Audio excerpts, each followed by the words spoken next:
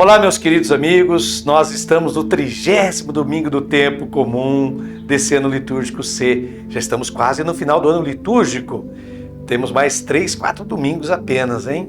E hoje, com a ajuda de Alberto Maddi, esse famoso biblista italiano, nós vamos refletir sobre uma passagem muito interessante. E o tema, o grande tema dessa passagem bíblica que nos é oferecida nesse 30º domingo do tempo comum é o seguinte: a humildade salva. O amor de Deus é para quem necessita, não para quem merece. Vou repetir, hein? Essa é a temática da reflexão do Evangelho deste domingo. A humildade salva. O amor de Deus é para quem necessita, não para quem merece. Jesus, em seu ensinamento, apresentou Deus como um pai, cujo amor não é atraído pelos méritos das pessoas, mas por suas necessidades. É isso que o evangelista Lucas expressa no capítulo 18, versículos 9 a 14, que nós vamos ler a partir de agora. Comecemos então pelo versículo 9, capítulo 18 de Lucas, que diz o seguinte: para alguns que confiavam na sua própria justiça e desprezavam os outros, Jesus contou esta parábola. E a parábola tem, como vocês acabaram de ouvir, um endereço bem específico. Jesus dirige esta mensagem àqueles que se sentem justos. Justo que significa, do ponto de vista religioso, aqueles que se consideram completamente corretos com Deus, de acordo com sua prática religiosa, de acordo com sua situação, e por isso desprezam os outros. É típico de pessoas religiosas isso. Quando alguém se sente tão bem com Deus, então se permite julgar, condenar e até mesmo desprezar os outros. É a este tipo de pessoas, portanto, as pessoas muito piedosas, muito religiosas, que Jesus dirige esta parábola. Continuemos. Leiamos agora o versículo 10 do capítulo 18, que diz: 2 homens subiram ao templo para orar. Um era fariseu, o outro publicano. Jesus apresenta os opostos da sociedade religiosa e civil da sua época. O termo fariseu significa separado. Quem eram os fariseus? Eram leigos que se encarregavam de observar em sua vida cotidiana todos os preceitos, leis e observâncias prescritas na lei. Chegaram até a extrapolar 613 regras, isso mesmo. Eles encontraram na Bíblia umas 613 regras que deveriam ser seguidas, respeitadas. Pensem bem. Tinham o cuidado de não comer nada impuro, eram escrupulosos observadores do descanso de sábado, eles eram santos por excelência. Assim, o fariseu é a pessoa que se acredita e da qual se crê o mais próximo de Deus. Por outro lado, temos aqui nesta parábola o cobrador de impostos. Publicano vem da palavra publicum, que quer dizer coisa pública. Eles eram os cobradores de impostos do público. Eram considerados ladrões profissionais, muitas vezes a serviço de governantes pagãos. No caso, o Império Romano. Eram considerados transgressores de todos os mandamentos e tinham como que uma marca de impureza para a qual não havia esperança de salvação para eles. Mesmo que um dia um cobrador de impostos se convertesse, ele não poderia mais mudar de emprego, de profissão. E então não havia esperança de salvação para ele. Vejam só a situação do publicano, do cobrador de impostos. Então Jesus apresenta os 2 opostos. O mais próximo de Deus e não o mais distante, mas inclusive o excluído por Deus, que é o publicano. Vejam só. Continuemos. Capítulo 18, versículo 11 nos diz: o fariseu, de pé, orava assim em seu íntimo: Deus, eu te agradeço, porque não sou como os outros, ladrões, desonestos, adúlteros, nem como esse publicano. Literalmente, o evangelista escreve: ele orou para si mesmo. Olha só, ele orou para si mesmo. A oração do fariseu não é dirigida a Deus, mas ele se fez seu próprio Deus, seu próprio ídolo. A sua oração É o inútil jorro das virtudes inúteis que Jesus não exige, que Deus não exige. Eis a oração desta pessoa, que se considera justa, que se considera modelo de santidade. Leva imediatamente ao julgamento e ao desprezo dos outros homens. Aqui há apenas uma pitada de desprezo. Os outros são ladrões, desonestos, adúlteros. Olha o desprezo que ele tem pelas outras pessoas. Prossigamos. No capítulo 18, versículo 12 de Lucas, lemos. Ele continua falando, é a oração do fariseu. Jejuo 2 vezes por semana e pago o dízimo de toda a minha renda. O que o faz se sentir tão bem com Deus? O que o faz se sentir tão santo, tão correto? Justamente o que Deus não pede, o que Deus não exige. Tudo que ele coloca como virtude dele são coisas inúteis. De fato, veremos agora que este fariseu lista todas as ações supérfluas, inúteis e, portanto, prejudiciais. O jejum era ordenado uma vez por ano, no dia do perdão, que em hebraico se chama Yom Kippur, o dia que ocorre depois de Rosh Hashanah, que é o Ano Novo. Mas pessoas piedosas, como os fariseus, jejuavam 2 vezes por semana. Vejam que era exigido uma vez por ano. Mas os piedosos, para se demonstrarem ainda mais santos, mais religiosos, jejuavam 2 vezes por semana. Às segundas e quintas-feiras, os fariseus jejuavam, em memória da subida de Moisés ao Monte Sinai e depois de sua descida. Aqueles eram os dias de jejum para o fariseu. O dízimo, preste atenção, era um imposto pago sobre certos alimentos, mas não sobre todas as coisas. Ele, o fariseu, por escrúpulo, oferece tudo e paga dízimo de tudo. Notemos que ele não lista, atenção, ele não cita nenhuma atitude benevolente e favorável às necessidades dos outros. Tudo o que ele fala é voltado para si mesmo e para Deus. Há um fariseu, São Paulo de Tarso, que diz que, como ele, ninguém observava a lei, e que quando se arrependeu, ele dirá que todas essas prescrições têm uma aparência de sabedoria com falsa religiosidade e humildade e mortificação do corpo, mas a realidade não tem outro valor senão de satisfazer o egoísmo, a carne. Isso está em Colossenses capítulo 2, 23. São Paulo, que também experimentou isso, diz que são inúteis todas essas observâncias que o fariseu aqui cita. Todas essas devoções, todas essas práticas religiosas não são apenas inúteis, mas são prejudiciais, porque não fazem nada além de satisfazer o próprio eu da pessoa. Na carta aos Filipenses, São Paulo chega a dizer que quando conheceu a mensagem de Jesus, todas essas devoções e práticas lhe pareciam tão importantes, ele as considerava agora, como cristão, um excremento, um lixo. Isso está em Filipenses capítulo 3, versículo 8. São Paulo está dizendo isso. Prossigamos agora lendo o capítulo 18, versículo 13 de Lucas, que nos diz agora o que o publicano faz. O publicano, porém, ficou à distância e nem se atrevia a levantar os olhos ao céu, mas batia no peito, dizendo: meu Deus, sê propício para mim, que sou pecador. Portanto, ele se sente culpado, sabe que está excluído de Deus. Literalmente ele diz: seja gentil, mostra-me sua misericórdia. Ele implora pela misericórdia de Deus. O cobrador de impostos demonstra que tem fé. Ele sabe que está numa situação desesperadora. Para ele não há perdão, para ele não há salvação. Mas apesar disso, e aqui parece que ouvimos o eco do Salmo 23, onde o salmista diz: mesmo se eu tiver de andar por um vale de sombra mortal, não temerei os males, porque estás comigo. Diz o Salmo 23, versículo 4. O publicano aqui diz: mostra-me tua misericórdia.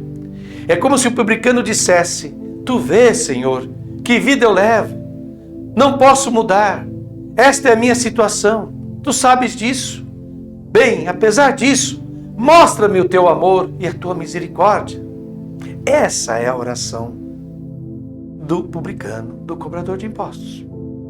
Prossigamos agora. Vamos ler a primeira parte do versículo 14, que nos diz: agora é Jesus falando. Eu vos digo, este último voltou para casa justificado, mas o outro não. A conclusão de Jesus é desconcertante. No início, o evangelista apresentou aquelas pessoas que se consideravam justas. E agora fala de justificados. Isto é, justos com Deus, em harmonia com Deus. Mas o que o publicano fez para entrar nessa harmonia com Deus? O publicano não se arrependeu. Ele não disse que seu comportamento muda. Não disse nada disso. Mas pediu ao Senhor que lhe mostrasse sua misericórdia. O Deus de Jesus é assim, meus queridos irmãos e irmãs. Vou repetir, o Deus de Jesus é assim. O seu amor, ele não o dirige a quem o merece, mas a quem dele necessita. Concluindo então o evangelho deste domingo, 30º domingo do tempo comum do ano C, o versículo 14, na sua segunda parte, nos diz: com efeito, todo o que se exaltar será humilhado, e o que se humilhar será exaltado. Então Jesus derruba os paradigmas, os modelos da sociedade. Aquele que se acreditava mais próximo de Deus por suas práticas religiosas, corretíssimas, para Jesus é o mais distante, porque não faz nada pelos outros. O que importa para Jesus não é o que ele dirige à divindade, mas as atitudes de bem, de bem-estar que são feitas para com os outros. Isso é que é importante para Jesus. E, sobretudo, para concluir, Jesus recorda que o amor de Deus não é concedido como recompensa pelos próprios méritos, mas como dom para as próprias necessidades.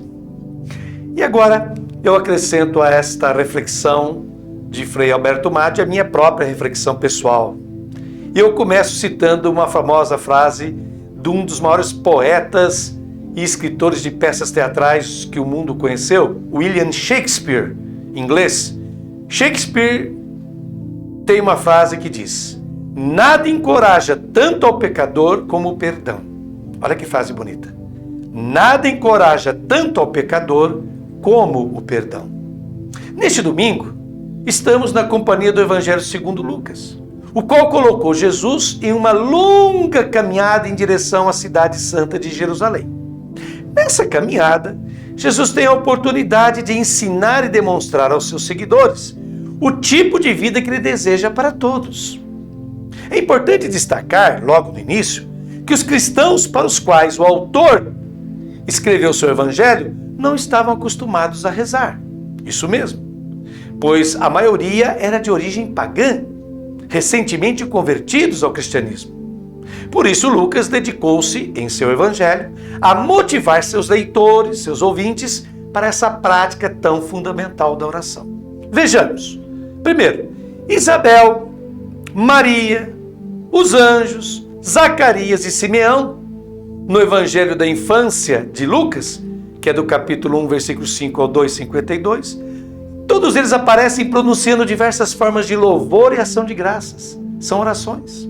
Em segundo, sob o pedido dos seus discípulos, Jesus os ensina a orar a grande oração de petição, o Pai Nosso, e aproveita a ocasião para animá-los a ser constantes na oração. Pois, diz Jesus, abre aspas, todo aquele que pede, recebe. Quem procura, encontra. E quem bate, a porta será aberta. Isso está lá em Lucas, capítulo 11, versículo 10. Por fim, não podemos esquecer que nos momentos decisivos e fundamentais de sua vida, Jesus ora, ele dialoga com seu Pai. Só para dar uns exemplos, no momento do seu batismo, em Lucas 3, ele ora. Antes de escolher os apóstolos, em Lucas 6, ele ora. Antes da profissão de fé de Pedro, em Lucas 9, ele ora. Durante a sua transfiguração, também no capítulo 9, ele ora. Na agonia, antes de sua morte, já estando na cruz, Lucas 22 e Lucas 23, Jesus também ora ao Pai. Pois bem, Depois de contar uma parábola que ilustra a importância da insistência da perseverança na oração, que foi aquela da viúva e do juiz que nós meditamos aqui no último domingo, Jesus chama a atenção para a existência de dois tipos diferentes de oração. Atenção! Jesus chama a nossa atenção para dois tipos diferentes de oração.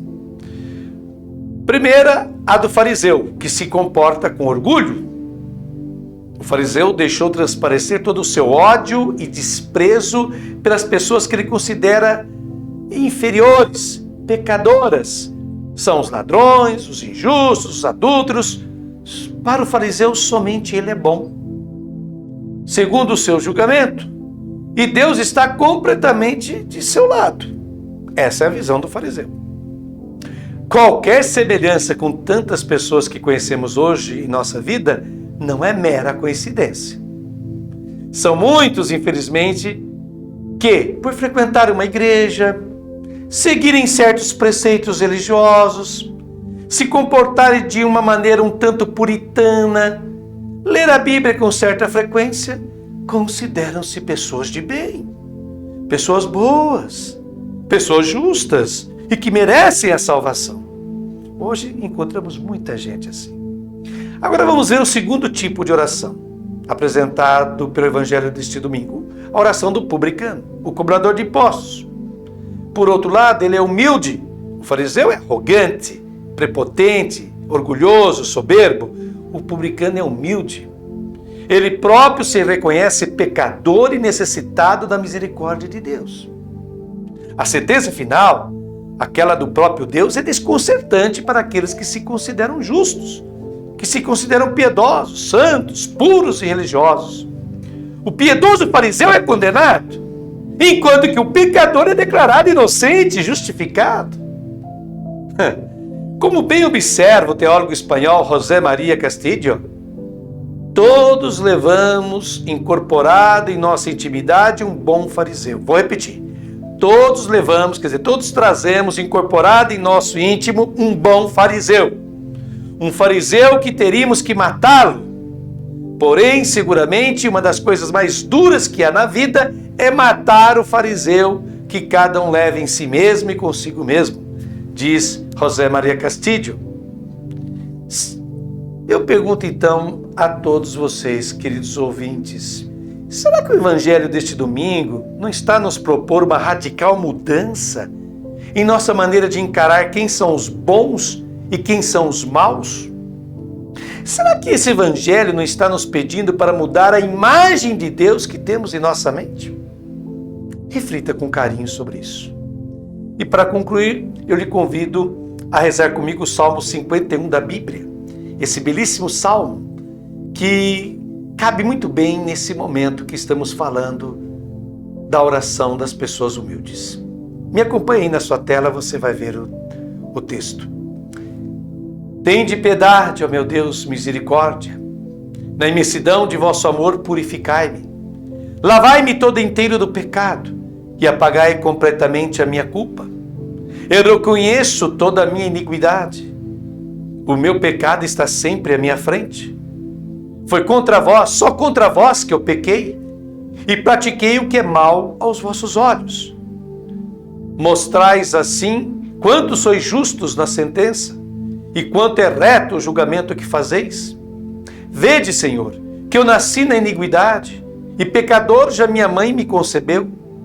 Mas vós amais os corações que são sinceros. Na intimidade me ensinais sabedoria. Aspergi-me e serei puro do pecado, e mais branco do que a neve ficarei. Fazei-me ouvir cantos de festa e de alegria, e exultarão estes meus ossos que esmagastes. Desviai o vosso olhar dos meus pecados, e apagai todas as minhas transgressões.